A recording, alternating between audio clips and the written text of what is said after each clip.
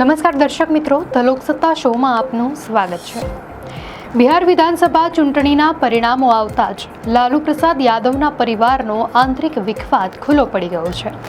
આ વિવાદના કેન્દ્રમાં છે રોહિણી આચાર્ય, લાલુ પ્રસાદની પુત્રી, જેમણે શનિવારે રાજકારણ અને પોતાના પરિવાર સાથેનો સંબંધ તોડવાની જાહેરાત કરી દીધી છે।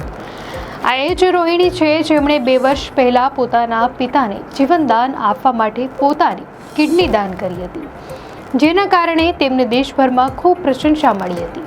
તે સમયે સમગ્ર પરિવાર રોહિણીના ત્યાગ પર ભાવુક થયો હતો, પરંતુ આજે પરિસ્થિતિ બદલાઈ ગઈ છે અને રોહિણીએ સ્પષ્ટ શબ્દોમાં કહી દીધું છે કે મારો કોઈ પરિવાર નથી।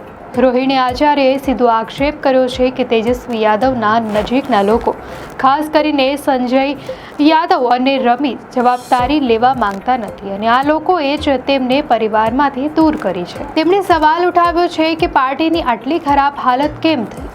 જો કે આ ગંભીર આરોપો પર તેજસ્વી યાદવ, લાલુ પ્રસાદ કે તેમના નજીકના લોકો તરફથી હજી સુધી કોઈ સત્તાવાર પ્રતિક્રિયા આવી નથી। આરજેડીના પ્રવક્તા મૃત્યુંજય તિવારીએ આ મામલાને પારિવારિક ગણાવીને પક્ષનું નેતૃત્વ આને જોશે તેમ કહીને જવાબ આપવાનું ટાળ્યું છે। રોહિણીએ પોતાના નિવેદનમાં ચાણક્ય શબ્દનો ઉપયોગ કર્યો, જે રાજકીય વર્તુળોમાં તેજસ્વીના વ્યૂહરચનાકાર સંજય યાદવ તરફ ઇશારો કરે છે। સંજય યાદવ જે તેજસ્વીના ક્રિકેટના દિવસોના મિત્ર છે અને બિહારના રાજકારણમાં પડદા પાછળ રહીને નિર્ણયો લેવામાં મોટી ભૂમિકા ભજવે છે। તેમના પર આરોપ છે કે તેમણે તેજસ્વીને પોતાના નિયંત્રણમાં લઈ લીધા છે। લાલુ યાદવના સમયમાં કાર્યકર્તાઓ માટે જે સરળતા હતી તે હવે તેજસ્વીના નેતૃત્વમાં ઓછી થઈ ગઈ છે। સંજય યાદવ, જેમણે આરજેડીની વ્યૂહરચના મુસ્લિમ યાદવ સમીકરણમાંથી બહાર કાઢીને યુવાનોને જોડવા તરફ વાળી, તેમની મિત્રતા તેજસ્વી સાથે એટલી ગાઢ છે કે તેમને ગયા વર્ષે રાજ્યસભામાં પણ મોકલી દેવાયા હતા।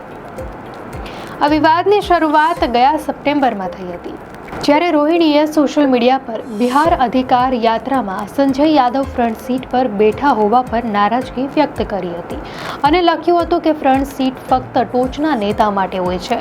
આ ઘટના બાદ રોહિણી આચાર્યએ પોતાના પિતા અને ભાઈ તેજસ્વી યાદવ બંનેને એક્સ પર અનફોલો કરી દીધા હતા।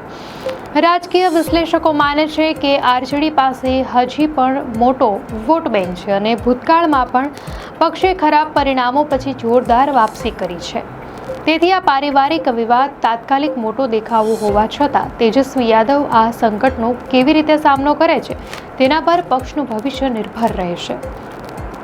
આ પ્રકારના પારિવારિક વિખવાદો ભારતીય રાજકારણ માટે નવા નથી, જેમ કે તાજેતરમાં એલજેપી, એનસીપી અને ભૂતકાળમાં સમાજવાદી પાર્ટી કે કોંગ્રેસમાં પણ જોવા મળ્યા છે। પરંતુ લાલુ યાદવના પરિવારમાં આ વિવાદ એક સંવેદનશીલ મુદ્દો છે, કારણ કે તેમાં એક કિડની દાતા પુત્રી સામેલ છે। રોહિણી આચાર્યએ જે રીતે જાહેરમાં પરિવાર સાથે સંબંધ તોડવાની જાહેરાત કરી અને ચાણક્ય તરીકે ઓળખાતા સંજય યાદવ તેમજ અન્ય નજીકના સહયોગીઓ પર આરોપ લગાવ્યા, તેના પર ભાજપના રાજ્યસભા સાંસદ ગુલામ અલી ખટાનાએ કહ્યું છે કે આ પ્રાદેશિક પક્ષોમાં નવું નથી। તેમણે રોહિણીના આ ઉગ્ર નિવેદનને ચૂંટણીમાં મળેલી હાર અને હતાશાનું પરિણામ ગણાવ્યું છે, જેમાં કોઈકને જવાબદારી લેવી જ પડે।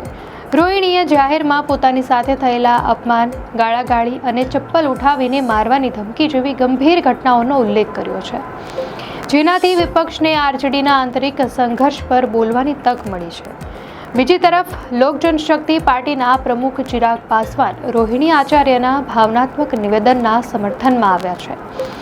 ચિરાગે રોહિણીના આરોપો પર સીધી ટિપ્પણી કરવાનું ટાળ્યું છે, પરંતુ તેમણે એક પુત્રીના અધિકારોની વાત કરી છે। ચિરાગે કહ્યું કે હું એવું માનતો નથી કે લગ્ન પછી પુત્રીનું માત્ર સાસરું જ ઘર રહે છે। હું આ રૂઢિચુસ્ત વિચારને સમર્થન આપતો નથી। તેમણે રોહિણીના શબ્દોમાં રહેલી પીડાને સમજવાનો દાવો કર્યો અને લાલુ પરિવારને વહેલી તકે આ વિવાદ ઉકેલવા વિનંતી કરી। ચિરાગ પાસવાનનો આ પ્રતિભાવ જેડીયુથી અલગ થયા બાદ પોતાના જ પરિવારમાં વિખવાદમાંથી પસાર થઈ ચૂક્યા છે। તે સંવેદનાત્મક દ્રષ્ટિકોણ રજૂ કરે છે।